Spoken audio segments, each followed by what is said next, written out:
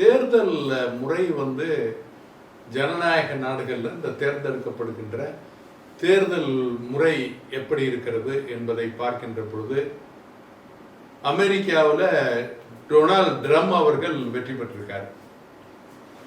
சரி, அமெரிக்காவில் Donald Trump வெற்றி பெற்றதுக்கு நம்மளுடைய மோடிஜி அவர்கள் எல்லாம் வாழ்த்து தெரிவிச்சிருக்கிறாங்க, எல்லாருமே பண்ணியிருக்காங்க. சரி, இப்படி அமெரிக்காவில் டொனால்ட் ட்ரம்ப் வந்து நல்லா இது பண்ணி வெற்றி பெற்றிருக்காரு. எப்படின்னு பார்த்தீங்க அப்படின்னு சொன்னால், அவருடைய தேர்தலுக்கு வெளிநாடுகள்ல இருந்து நிறைய பேர் பண உதவி, சைனாவில இருந்து எல்லா பக்கமும் இருந்து பண உதவி செய்யப்பட்டிருக்கிறதாக முன்னாலேயும் அவர் மேல அந்த சார்ஜஸ் எல்லாம் இருந்தது, அந்த கம்ப்ளைண்ட்ஸ் எல்லாம் இருந்தது. இப்பவும் அவர் வெற்றி பெற்றிருக்காரு. அவருடைய ஆளுக எல்லாருக்குமே அவர் வந்து போஸ்டிங் போடுறாரு, அதெல்லாம் பண்ண போறாரு. வேகமாக அவர் வேலை செஞ்சுக்கிட்டு இருக்காரு. இப்ப இதே காலகட்டத்தில் அமெரிக்காவில் நீங்க பாத்தீங்க அப்படின்னு சொன்னா, அதானி மேல ஒரு குற்றச்சாட்டு, 2000 கோடிக்கு மேல லஞ்சம் கொடுத்து ஸ்டாக் எக்ஸ்சேஞ்சில் மோசடி பண்ணி அவர் கம்பெனி அங்கே கொண்டு போய் அமெரிக்கா மக்கள்கிட்ட பணத்தை திரட்டுறதுக்குள்ள ஏற்பாடை செஞ்சதாக குற்றச்சாட்டு அங்கே வந்து கோர்ட் மூலமாக, நீதிமன்றம் மூலமாக அவருக்கு பிடி வாரண்ட், அரசு ஆணையாக பிடி வாரண்ட் பிறப்பிக்கப்பட்டிருக்கு, அரெஸ்ட் வாரண்ட் பிறப்பிக்கப்பட்டிருக்குங்கிறது செய்தி. வெளிநாட்டு நாளிதழ்கள்லையும் சரி, வெளிநாட்டு ஊடகங்கள்லையும் சரி இது பேசப்படுது. அப்போ உலகத்து அளவுல வந்து நீங்க பாத்தீங்கன்னு சொன்னா, அதானியை பொறுத்தவரை எல்லாமே இங்க இந்தியாவில் நீங்க பாத்தீங்கன்னா 10 வருஷத்துக்கு முன்னால அதானி வந்து குஜராத்ல ஒரு பிளாஸ்டிக் பைப்பு கம்பெனியை ஆரம்பிச்சு அந்த பைப்பு கம்பெனி முதலாளியா இருக்காரு. அந்த காலகட்டங்கள்ல நம்மளுடைய பாரத பிரதமராக இருக்கக்கூடிய மாண்புமிகு மோடிஜி அவர்கள் அங்கே முதலமைச்சராக இருக்காரு. அந்த காலகட்டத்திலேயே இவருடைய வளர்ச்சி தொடங்கிடுது. அவர் அந்த 2014 பிரதமர் ஆனதோட இவருடைய வளர்ச்சி அசுர வேகத்தை எட்டுறது. உலக பணக்காரர்கள்ல இடத்துக்கு வந்து இன்னைக்கு அதானி, கௌதம் அதானி என்று சொல்லக்கூடிய அவர் வந்து வேகமாக வளர்ந்திருக்கிறாரு. எல்லாமே நீங்க பாத்தீங்கன்னா ஸ்டாக் மார்க்கெட்ல, பங்கு சந்தையில பெரிய அளவுல அவருடைய பங்குகளை வந்து உயர்த்தி விட்டுருக்கிறாங்க. அதுக்கு ஏகப்பட்ட பணங்களை கொடுத்து அது சம்பந்தப்பட்டவங்க எல்லாரையுமே விலைக்கு வாங்கியிருக்காரு. பல 1000 கோடிக்கு. அதாவது நீங்க ஏர்போர்ட் எடுத்துக்கிட்டீங்கன்னா அதானி ஏர்போர்ட்டு, அதே மாதிரி ரயில், பிளெயின், இப்படி நீங்க எதை பார்த்தாலும் நீங்க மீடியா, அதாவது ஊடகங்கள் வரைக்கும் அவர் எல்லாத்தையுமே விலைக்கு வாங்கியிருக்காரு. இப்ப அமெரிக்காவில் அது வெட்ட வெளிச்சமாயிருக்கு. இங்க இருக்கக்கூடிய இந்தியாவுடைய எதிர்கட்சி தலைவராக இருக்கக்கூடிய ராகுல் காந்தி அவர்கள் கூட ஒரு தனியாக இதுக்கு ஒரு பிரஸ் மீட் வச்சு இதை பத்தி பேசியிருக்காரு. பெரிய அளவுல இந்தியாவில் இதை வந்து யாரும் வந்து கொண்டு சேர்க்கல. அந்த பிரஸ் மீட் கூட வந்து பெரிய அளவுல மக்களை சென்று அடைஞ்சிருக்கான்னு சொன்னா அது சென்று அடையல.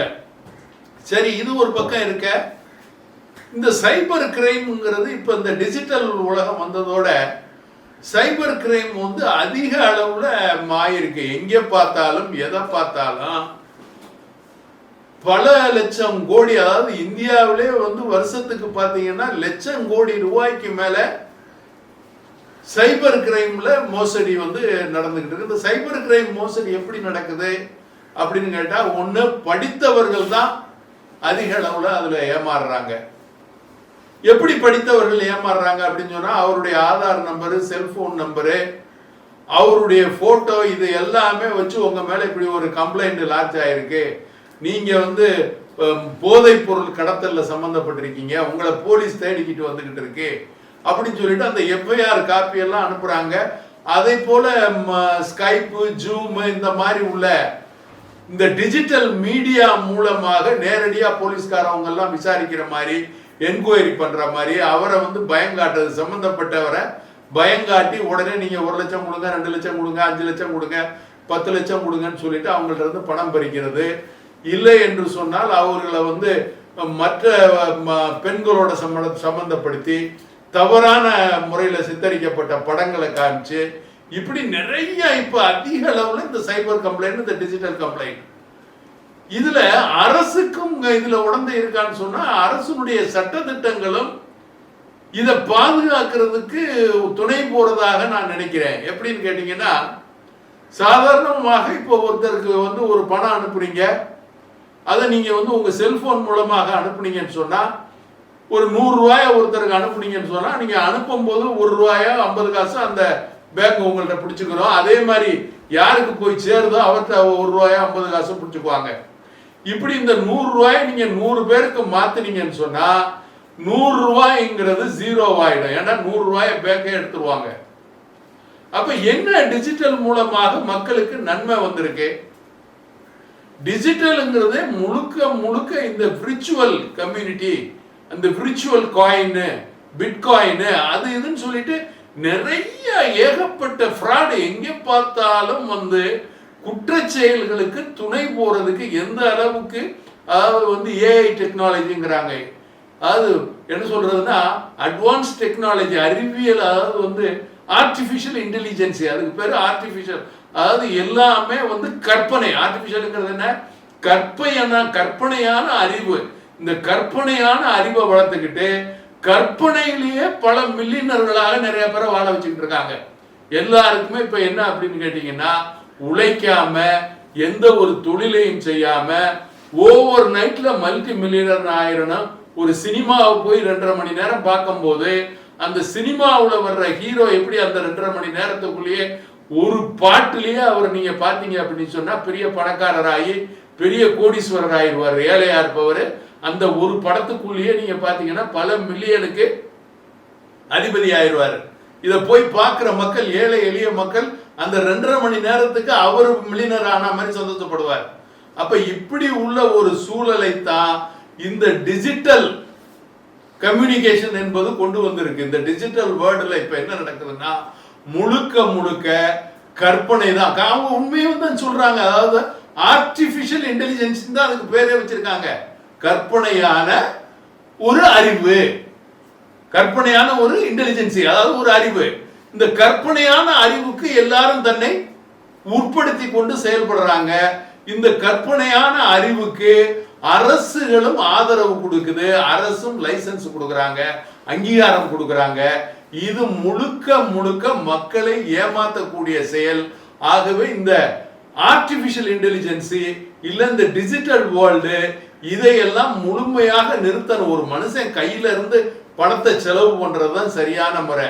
ஏன்னா அந்த பணத்துக்கு கணக்கு இருக்கு, கொடுக்க முடியும், வாங்க முடியும். உங்களுக்கு என்ன உண்மையிலே உங்க கையில இருந்து ரூபா கொடுக்குறீங்க, ஆர்டிபிஷியலா இல்ல, விர்ச்சுவலா இல்ல, நீங்க சொல்ற மாதிரி டிஜிட்டலாக இல்ல. இந்த டிஜிட்டலாக பண்ணுகின்ற பொழுது இப்ப எல்லாருடைய ஜாதகமும், எல்லாருடைய பிறந்ததுல இருந்து இறப்பு வரைக்கும் அவர் என்ன வேலை செஞ்சுக்கிட்டு இருக்காருங்கிறது எல்லாருடைய ஜாதகமும் வலைதளங்கள்ல கொட்டி கிடக்கு. இப்ப நம்ம இந்தியாவை பொறுத்தவரை 130 கோடி பேர் இருக்கோன்னு சொன்னா இந்த 130 கோடி பேரையும் ஆதாருக்கு நம்பர் கொடுங்க, ஆதாருக்கு போட்டோ கொடுங்க, ஆதாருக்கு கைரேகை கொடுங்க, ஆதாருக்கு கண் ரேகையை கொடுங்கன்னு எல்லாத்தையும் வாங்கி டிஜிட்டல்ல வச்சுட்டாங்க. இந்த டேட்டா பேஸ யாரு வேண்டாலும், எவ்வளவோ லீக் ஆகிட்டு இருக்கு, யாரு வேண்டாலும் எடுக்க முடியும், யாரு வேண்டாலும் யூஸ் பண்ண முடியும். இப்போ ஒருத்தர் சாதாரண மாணவரை நீங்க இங்க இருந்து தவறான போதை பொருளை ஆஸ்திரேலியாவுக்கு அனுப்புனதாக உங்க மேல குற்றச்சாட்டுன்னு சொல்லிட்டு அவருடைய போட்டோ, அவருடைய ஆதார் நம்பர், அவருடைய டெலிபோன் நம்பரை எல்லாம் போட்டு எஃப்ஐஆர் எல்லாம் ரெடி பண்ணி அந்த எல்லாமே கேட்டா டிஜிட்டல்ல அடிக்கிறாங்க. எல்லாத்தையுமே இப்ப கையில பாத்தீங்கன்னு சொன்னா ஆர்டிபிஷியலா அவங்க எல்லாரும் லேப்டாப் வச்சிருக்காங்க. லேப்டாப்ல எல்லாத்தையும் ரெடி பண்ணி உடனே அவங்களுக்கு காப்பியும் அனுப்புறாங்க. உடனே நீங்க பாத்தீங்கன்னா அங்க பக்கத்திலேயே ஆளுகள்லாம் உட்கார்ந்துக்கிட்டு அவர் பெரிய ஐஜி மாதிரியும் இன்னொருத்தர் டிஐஜி மாதிரியும் நேரா ஸ்கைப்ல பேசுறாரு, ஜூம்ல பேசுறாரு. பேசி உடனே இவர் என்ன பண்றாரு, பதறாரு.